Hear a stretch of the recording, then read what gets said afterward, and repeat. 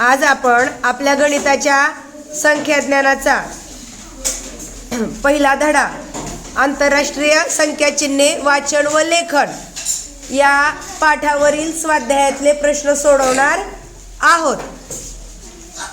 त्याआधी आपल्याला काही वाचायचे आणि समजून घ्यायचे, ते म्हणजे देवनागरी संख्याचिन्ह कोणती आहेत आणि आंतरराष्ट्रीय संख्याचिन्ह कोणती आहेत। पहा, ही देवनागरी संख्याचिन्ह म्हणजे 0, 1, 2, 3, 4, 5, 6, 7, 8 आणि 9। किती झाली ही देवनागरी संख्याचिन्ह? 10। आणि आंतरराष्ट्रीय संख्याचिन्ह पण किती आहेत मग? 10च आहेत। 0 साठी 0, 1 साठी 1, हे अशी त्यांची चिन्ह 2, 3, 4, 5, 6, 7, 8 आणि 9। इंग्रजी ही आंतरराष्ट्रीय भाषा आहे, त्यामुळं इंग्रजीतलं जे लेखन आहे त्या संख्याच्या चिन्हांना आंतरराष्ट्रीय संख्याचिन्ह असं म्हणतात। तर ह्या दोन पद्धतींनी संख्या आपल्याला लिहायला आणि वाचायला आल्या पाहिजेत। देवनागरी संख्याचिन्हाच्या पद्धतीनं देखील आणि आंतरराष्ट्रीय संख्याचिन्हाच्या पद्धतीनं सुद्धा आपल्याला संख्यांचं वाचन आणि लेखन करता आलं पाहिजे। आणि मग आपण आपल्या स्वाध्यायाच्या प्रश्नाकडे वळूया। सरावासाठीचा जो प्रश्न आहे त्या प्रश्नामध्ये आपला पहिला प्रश्न आहे, पुढील संख्या अक्षरात कशी लिहितात? आणि संख्या दिलेली आहे तुम्हाला आंतरराष्ट्रीय संख्याचिन्हामध्ये। ही संख्या अक्षरामध्ये कशी लिहितात? तुमच्या वहीमध्ये ही संख्या लिहून घ्यायची। रीतसर सोडवताना कसं सोडवायचं आहे हे आता आपण पाहणार आहोत, नाही का? रीतसर सोडवायचं म्हणजे कसं सोडवायचं हे बऱ्याचदा तुमच्या लक्षात येत नाही। काय करायचंय? प्रश्नाचा क्रमांक टाकायचा। आपल्या धड्याचं नाव आहे पहिला धडा आंतरराष्ट्रीय संख्याचिन्हे।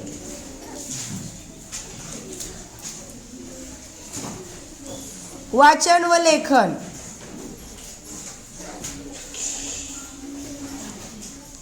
धड्याचं नाव टाकलं तुम्ही, त्यानंतर तुमच्या स्वाध्यायातल्या प्रश्नाचा फक्त क्रमांक लिहायचा आहे।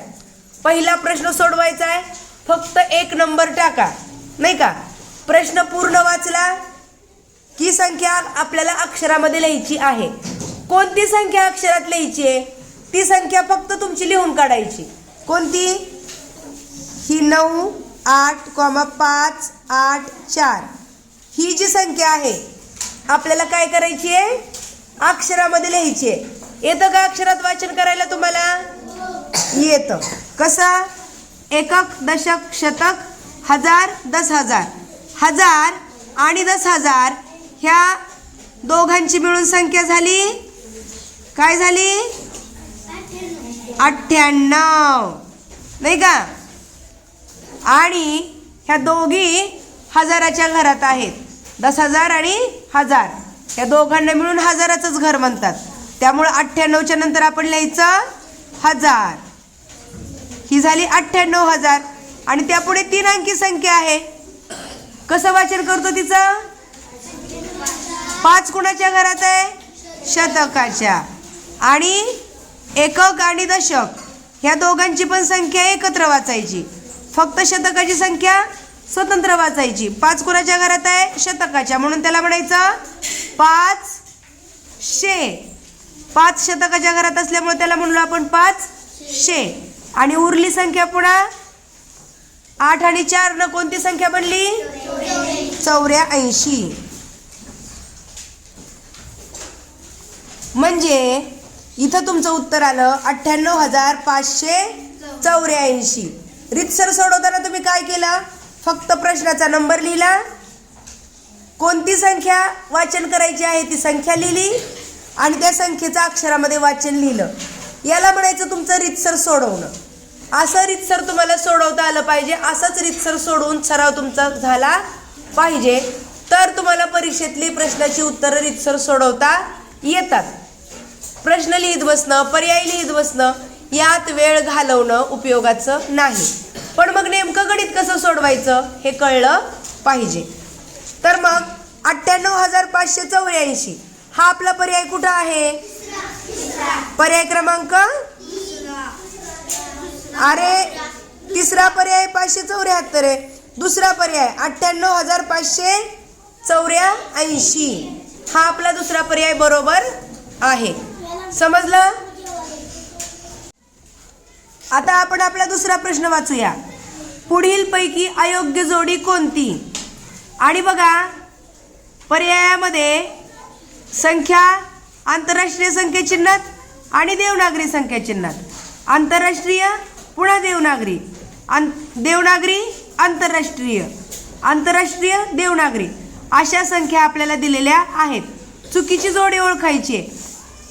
पहिल्यांदा बक्ताक्षरीचं आपल्या काय लक्षात आलं की पहिल्यांदा अलीकडे दिल्यात आंतरराष्ट्रीय 627 627 ही तर योग्य जोडी आहे.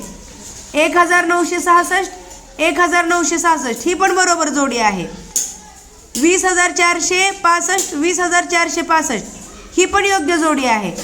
आणि 27,985 आणि 27,185 ही चौथी जोडी काय झाली रे? चुकीची झाली. त्यामुळे अयोग्य जोडी कोणती आहे?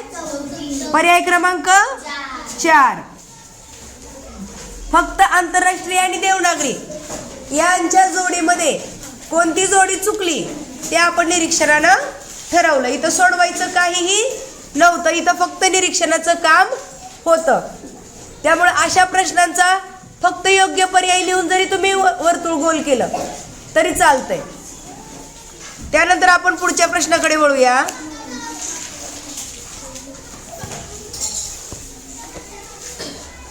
चला आता आपला तिसरा प्रश्न आपण वाचूया. चित्र पहा व त्यात दाखवलेली संख्या आंतरराष्ट्रीय संख्या चिन्हांचा वापर करून कशी लिहाल? बघा इथं चित्र दाखवलंय, याला म्हणायचं अबॅकस. आणि ह्या ज्या दांड्या असतात त्या दांड्या जसं आपण संख्यांना एकक दशक शतकची नावं देतो तसंच आपल्या उजव्या हाताकडून डावीकडं आपण त्यांना एकक, दशक, शतक आणि हजार अशीच नावं द्यायची असतात.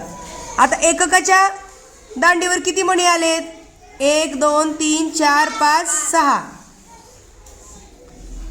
दशकाच्या दांडीवर 3, शतकाच्या दांडीवर 4 आणि हजाराच्या दांडीवर 5. मग काय संख्या तयार झाली?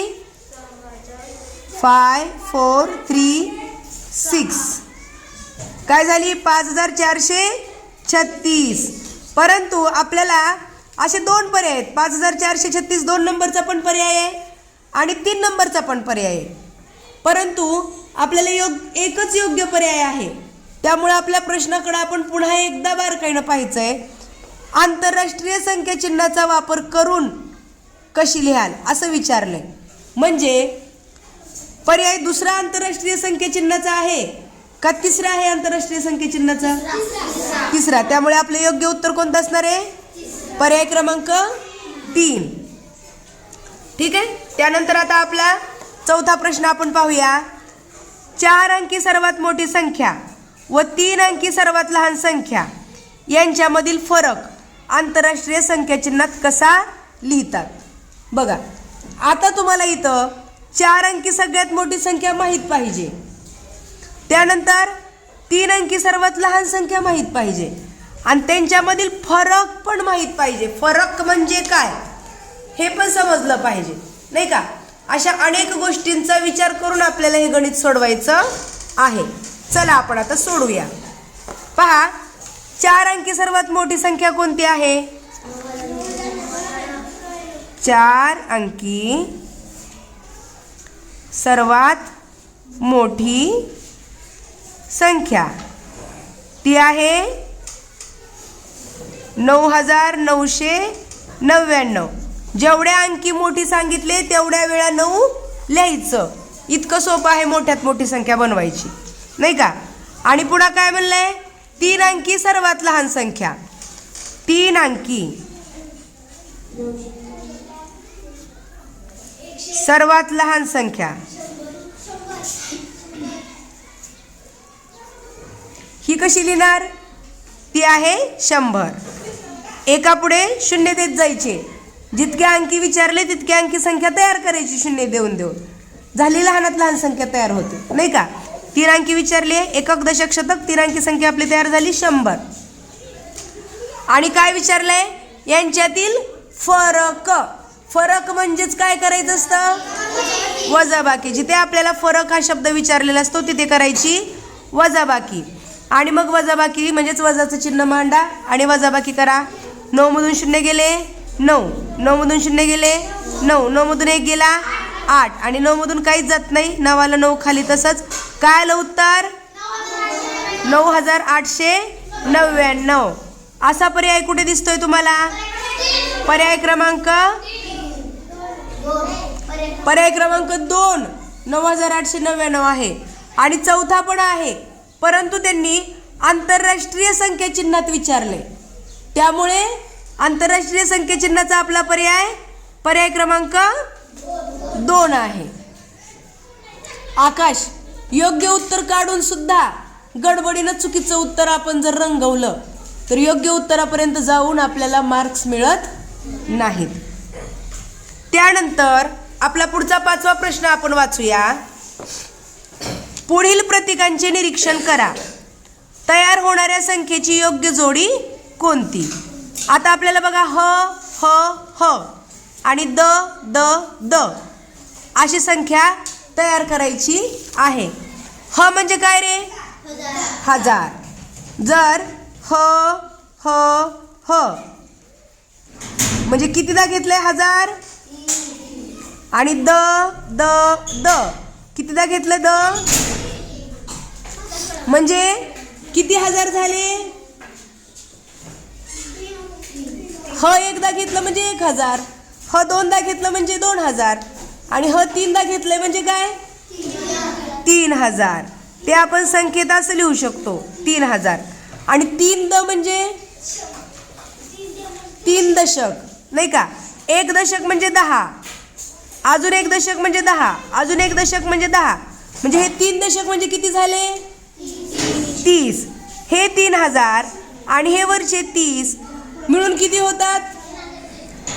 3000. 3003 का? 3030 नाही का? मग हा पर्याय आपल्याला कुठे दिसतोय? 3030. पर्याय क्रमांक 2 3030 देवनागरीमध्ये आणि 3030 आंतरराष्ट्रीयमध्ये. हा पर्याय क्रमांक योग्य आपल्याला मिळाला. पर्याय हा 2. आपला 6वा प्रश्न आहे. आंतरराष्ट्रीय संख्या चिन्हे व देवनागरी संख्या चिन्हे यांच्या संख्येतील फरक किती? म्हणजेच आंतरराष्ट्रीय संख्या चिन्ह किती आहेत? आताच आपण पाहिली होती. किती होती आंतरराष्ट्रीय संख्या चिन्ह? 0 पासून ते 9 पर्यंत. पूर्ण आंतरराष्ट्रीय संख्या चिन्ह आहेत 10. आणि देवनागरी संख्या चिन्ह किती आहेत? 10च आहेत.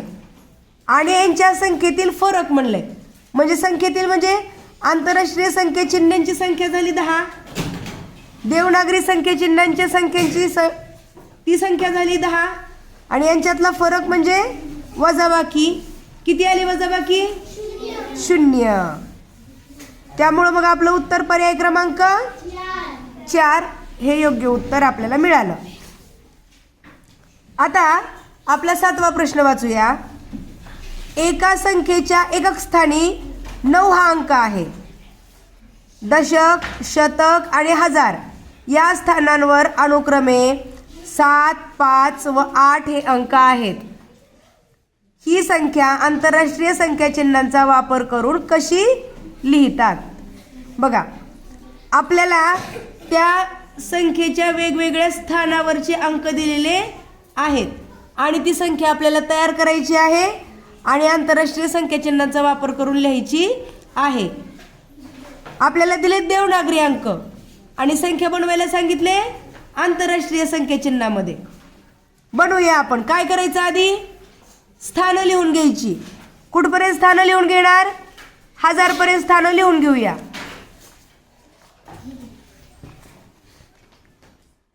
एकक, दशक, शतक, हजार.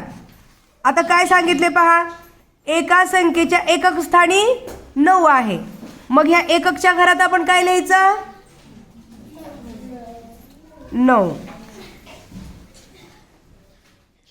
दशक, शतक आणि हजार या स्थानावर अनुक्रमे, अनुक्रमे म्हणजे त्याच क्रमानं. कोणत्या क्रमानं? दशकावर 7 आहे. दशकाच्या घरात आपण 7 लिहूया. त्यानंतर शतकच्या घरामध्ये 5 आहे. शतकच्या घरात 5 लिहूया. आणि हजारच्या घरामध्ये 8 आहे. ते हजारच्या घरात 8000च्या घरात लिहूया. आपली संख्या तयार झाली. काय संख्या तयार झाली हो? 8579. हा पर्याय आहे आपला पर्याय क्रमांक 2. पर्याय क्रमांक 1 मध्ये मिक्स दिलेलं आहे. आंतरराष्ट्रीय आणि देवनागरी अशी संख्या लेखनाची पद्धत चुकीची आहे. त्यामुळं पर्याय क्रमांक 1 चुकीचा आहे. पर्याय क्रमांक 2 हे आपलं योग्य उत्तर आहे. आता आपण आपल्या 8व्या प्रश्नाचं वाचन करूया.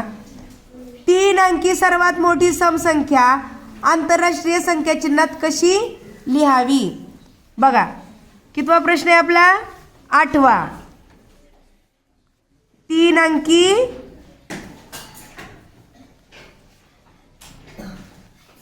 सर्वात मोठी 3 अंकी सर्वात मोठी सम म्हणलंय. सम, सर्वात मोठी सम संख्या.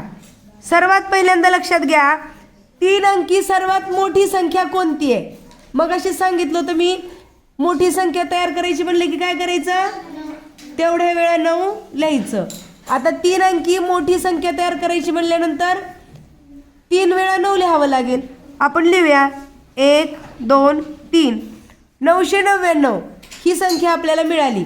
ही 3 अंकी सर्वात मोठी संख्या आहे, परंतु ही समसंख्या आहे का? समसंख्या म्हणजे काय असतात? त्यांच्या एकक स्थानी 0 2 4 6 किंवा 8 यांच्यापैकी एखादा अंक असावा लागतो. परंतु याच्या एकक स्थानी जर आपण पाहिलं तर काय आहे? 9 आहे.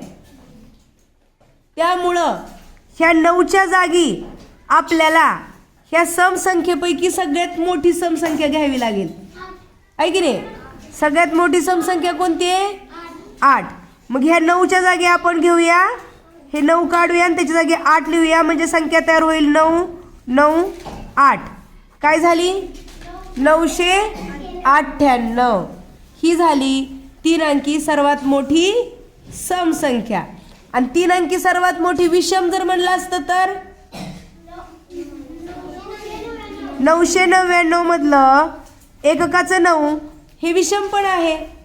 त्यामुळे सर्वात मोठी जरी संख्या असली तरी ती विषम सुद्धा आहे. त्यामुळे 3 अंकी सर्वात मोठी विषम संख्या आपल्याला हीच मिळाली असती. परंतु आपल्याला सम विचारली आहे, त्यामुळे आपलं उत्तर आहे 998. हा पर्याय कुठे आहे? पर्याय क्रमांक 4. आता आपण आपला 9वा प्रश्न सोडूया. खूप सोपा आहे. 2 संख्या दिलेत, त्यांची बेरीज आपल्याला करायची आहे. चला आपण वहीत ही मांडू आणि सोडवू. 9वा प्रश्न. पहिली संख्या आहे 3277. 3277 अधिक 4503. 4503 आणि यांची बेरीज करूया. 7 मध्ये 3 मिसळलं, 10 आली बेरीज. त्याला 0 हातचा आला 1, हातचा 1 आणि 7 8 आलं उत्तर. 2 आणि 5 7, 3 आणि 4 7. काय आलं उत्तर? 7780. पर्याय क्रमांक व्हेरी गुड.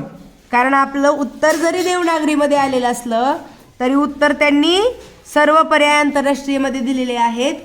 आंतरराष्ट्रीयचं देवनागरीमध्ये आणि देवनागरीचं आंतरराष्ट्रीयमध्ये करता येणं आपल्याला गरजेचं आहे. आता आपला 10वा प्रश्न आपण वाचूया. 7,500 ही संख्या आंतरराष्ट्रीय संख्या चिन्हात कशी लिहावी? पहिल्यांदा आपल्याला 7,500 ही संख्या लिहिता आली पाहिजे. याच्यासाठी आपण एक वेगळी तासिका मागेच घेतलेली आहे. 7,500 कसं लिहायचं नाही का? 7,500 म्हणजे 7,500 ही संख्या आपण लिहूया. 7,500 म्हणजे 7,000 पूर्ण आणि वर अर्धा हजार. अर्धा हजार म्हणजे किती? 500. 7,000 पूर्ण आणि त्याच्यामध्ये पुन्हा 500 मिसळले. आपलं उत्तर काय येईल? 7,500. हे जे उत्तर आहे ते कसं लिहायचं आहे आपल्याला? आंतरराष्ट्रीय म्हणजे आपल्याला हे असंच लिहायचं आहे 7,500. असा पर्याय कुठे दिसतोय तुम्हाला? पर्याय क्रमांक 2. आता आपण आपला 11वा प्रश्न वाचूया. गटात न बसणारी संख्या कोणती? आणि पहा इथं 1 2 3 4 संख्या दिलेल्या आहेत आणि जर आपण नीट निरीक्षण केलं तर लक्षात येते की पहिली, दुसरी आणि चौथी संख्या ही आंतरराष्ट्रीय संख्या चिन्हात दिली आहे आणि तिसरी संख्या देवनागरी संख्या चिन्हात दिलेली आहे. त्यामुळे ती वेगळी आहे, गटात बसत नाही. आणि ही तिसरी संख्या आपल्याला पर्यायात किती नंबरला दिसते? 3 नंबर पर्यायामध्ये दिसते. त्यामुळे हा पर्याय हा आपला गटात न बसणारा पर्याय आहे. त्यानंतर 12वा प्रश्न हा तर आपल्याला अगदी निरीक्षणानं सोडवता येईल. 21,826 ही संख्या देवनागरी संख्या चिन्हात कशी लिहितात? मग ही दिलेली जी संख्या आहे ती देवनागरी संख्या चिन्हात कशी लिहितात? 21,826 कशी लिहिणार? किती नंबरचा पर्याय दिसतोय तुम्हाला? 1 नंबरचा पर्याय. फक्त निरीक्षणानं आपल्याला हे ठरवता आलं पाहिजे की 2 देवनागरीमध्ये कसं लिहिलंय, 1 देवनागरीमध्ये कसं लिहितात, 8 कसं लिहितात, 2 कसं लिहितात आणि 6 कसं लिहितात. सलग विचार करत करत, निरीक्षण करत करत आपलं अचूक उत्तर आपल्याला ठरवायचं आहे. त्यानंतर 13वा प्रश्न आपण वाचूया. 79,654 या संख्येतील शतक स्थानचा अंक आंतरराष्ट्रीय संख्या चिन्हात कसा लिहावा? शतकला कोण आहे रे? एकक, दशक, शतक. शतकला आहे 6. 6 आंतरराष्ट्रीयमध्ये कसं लिहितात? किती नंबरचा पर्याय? 2 नंबरचा पर्याय. Very good. काही अवघड नव्हतं ह्या प्रश्नामध्ये. आणि त्यानंतर आपला 14वा प्रश्न आपण वाचूया. पुढीलपैकी कोणत्या जोडीतील संख्या व तिचे वाचन योग्य नाही? बघूया आपण. योग्य नाही म्हणजे चुकीचं वाचन असलेली जोडी आपल्याला पाहिजे आहे. पहिले आहे बघा 9,563. त्याच्या पुढे वाचन दिले 9,563. म्हणजे हे वाचन योग्य का अयोग्य? योग्य. दुसरा पर्याय आहे 2,748. 2,748 हे पण वाचन योग्यच आहे. तिसरा पर्याय 3,171. 3,171 ही सुद्धा वाचन योग्यच आहे.